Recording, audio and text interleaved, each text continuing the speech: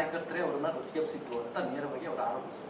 Sir, ರೊಚ್ಚಿಗೆ ಯಾರು ಎಬ್ಬರಿಸಿಲ್ಲ sir. ನೋಡಿ, ಅದು ಸಮುದಾಯದ ಕಾರ್ಯಕ್ರಮ, ಅದು ನನ್ನ ಪರ್ಸ್ನಲ್ ಕಾರ್ಯಕ್ರಮ ಅಲ್ಲ. ಅದು ಸರ್ಕಾರಿಯ ಒಂದು ಕಾರ್ಯಕ್ರಮ, ಅದು ಸರ್ಕಾರಿ ಕಾರ್ಯಕ್ರಮ.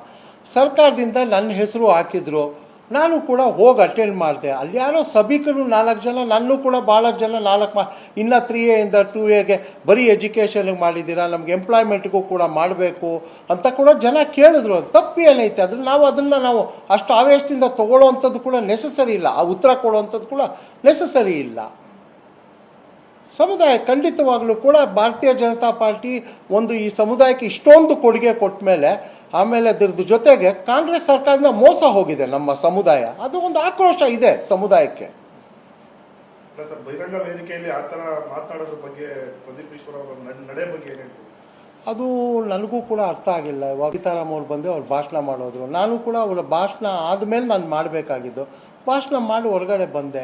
ಇವತ್ತು ನಾವು ಒಟ್ಟಾಗಿದ್ದು ಸಮುದಾಯಕ್ಕೆ, ಇವತ್ತು ಸಮುದಾಯ ಭಾಳ ತೊಂದರೆಯಲ್ಲಿದೆ. ಇವತ್ತು ಹಳ್ಳಿಗಾಡಲ್ಲಿ ಜನ ಇದ್ದಾರೆ.